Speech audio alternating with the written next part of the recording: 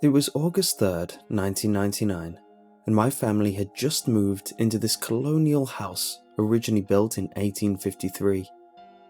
It was one of the first subdivision-esque communities in the northern New Hampshire at the time, and my dad, being the history aficionado he is, fell in love as soon as he saw the memorial emblem on the side of the house.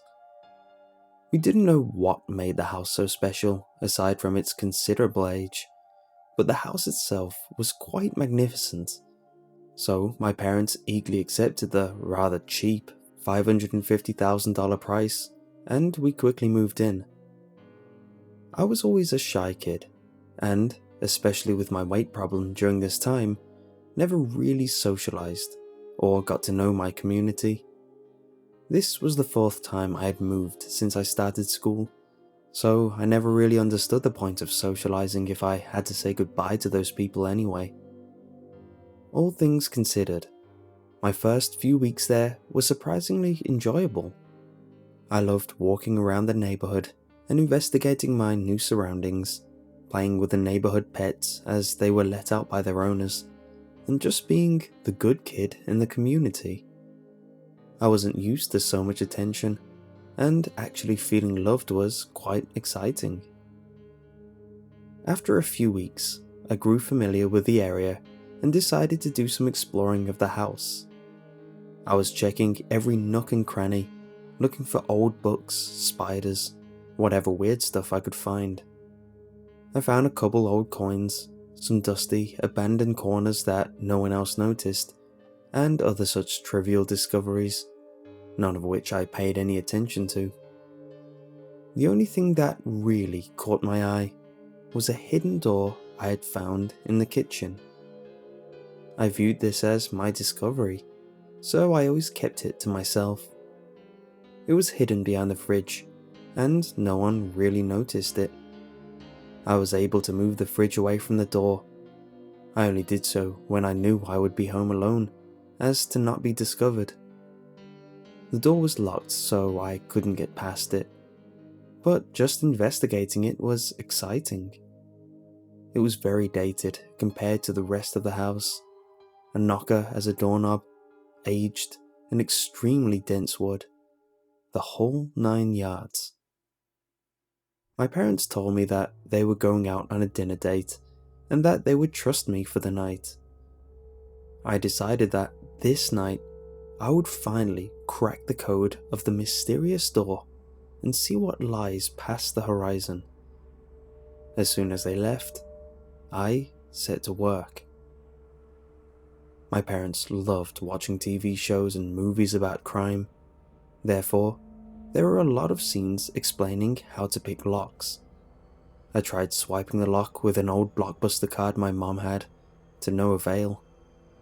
Grunting about the hard work ahead of me, I straightened the paperclip and began plucking at the lock. After 10 minutes, I grew frustrated at my failure and slammed the paperclip into the lock as hard as I could.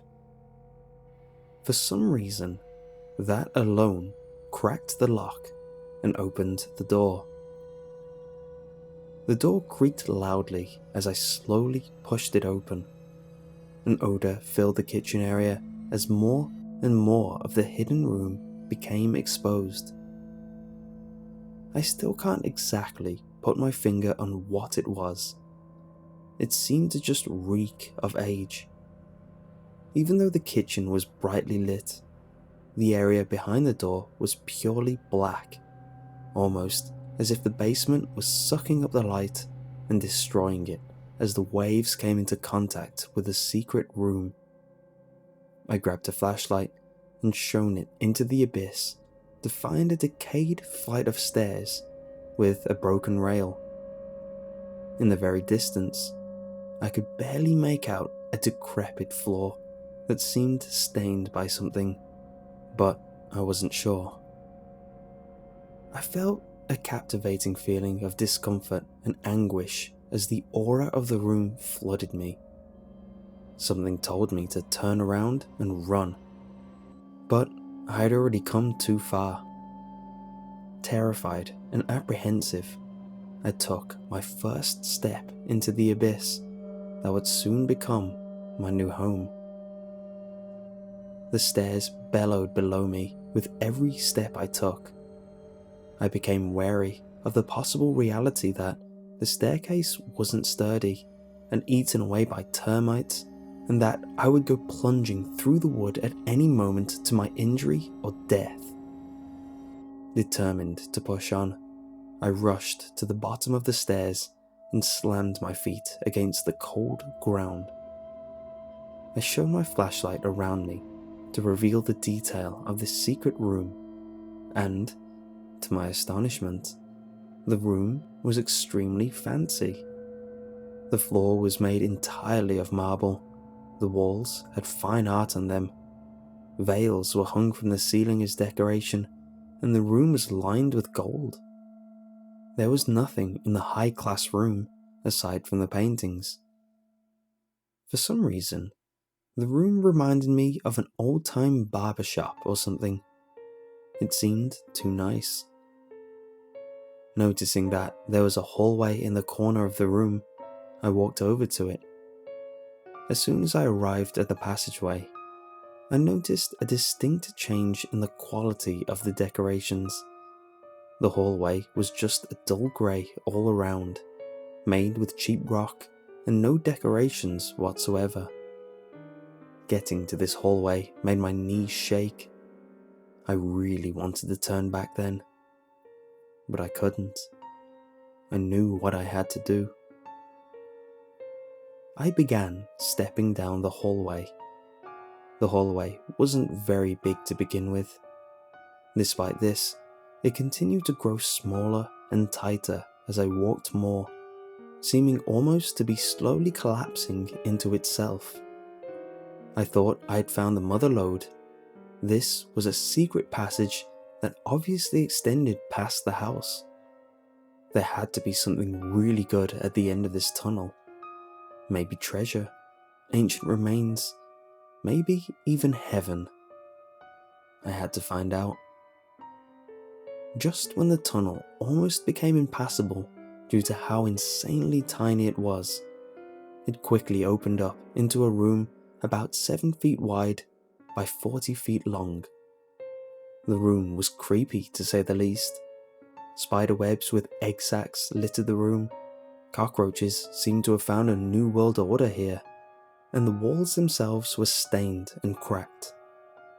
3 particular cracks lay side by side on a side wall, almost looking like claw marks. At the very end of the room, in the center of the back wall, was a picture frame. Advancing to the picture, I grew more and more terrified. I finally mustered up the courage to lift my flashlight and gaze at the picture that stood before me. I raised my flashlight and literally felt the life flush out of me as my eyes met the picture. The picture seemed to be of a woman. She had been brutally tortured and beaten. She bore a Chelsea grin, extending all the way to her ears. Her left eye was missing. Her hair had been burned off. Her upper lip had been cut off and removed, revealing her entire gum line, which was also clearly plagued with extremely severe gingivitis.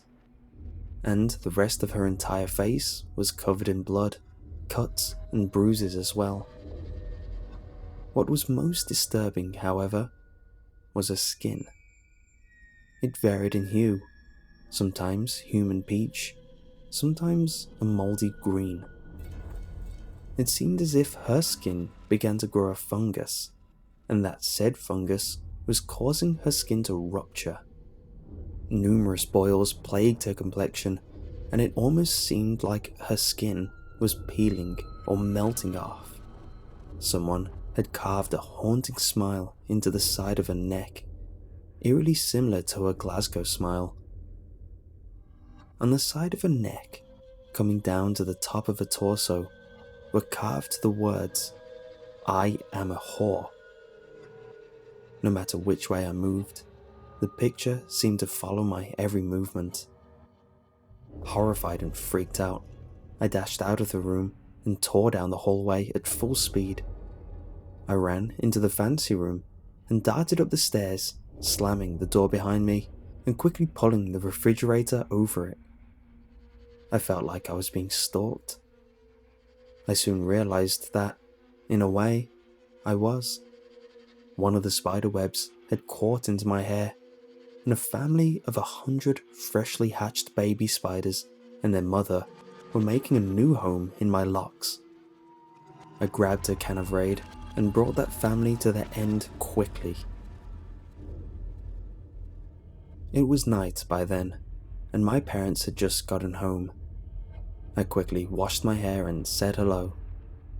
They asked me what I did, and I told them that I just read a few books, took a walk, played with a few of the neighborhood kids, and just relaxed. I went off to bed shortly after that, tossing and turning throughout the night. After what seemed like hours, I finally dozed off. The next few days were fine, the horror of that night seeming to fade away. I went back to play with the neighborhood kids a lot, just walking around, being myself. I completely forgot what the girl looked like, almost as if it never even happened. One day, I was showing a new friend of mine around the house. He thought the house was awesome, looking at every little thing like it was magical. He made a mess in my room, of course, but he's a bit of a spaz, so I expected it. Once I finished showing him the upstairs rooms, the living room and the dining room, he darted into the kitchen to grab something to drink. Too tired to follow him, I just gazed out of the window. Suddenly, I heard him exclaim that he had found a door, and as soon as that rang out, I heard the scrape of a refrigerator against tile. I screamed at him to stop, but he was too fast and he ran down. I followed him, and he was astonished by the beauty of the fancy room. He looked at all the beautiful paintings, danced around the room, and acted as if he was in an old-time movie. I could feel that anxiety again. I didn't like being down here. I told him to come upstairs and he obliged. When we got upstairs, I noticed that he had a piece of paper in his hands. He must have grabbed it while dancing around. I asked him for it. I opened it up and saw that it was a handwritten receipt for a super durable window, one that could not be broken, along with concrete blocks, drywall, cement. And then I noticed the extra note on the bottom of the receipt. The whore can look at whoever she wants to. I don't care how cute she is. She will never get out. I told my parents, and they called the police. The police came, and they busted the wall down, only to find a dead girl, beaten, tortured, and brutalized, hanging from a noose, facing an unbreakable window, with a Glasgow smile on her face. The original owner of the house was captured and charged with murder.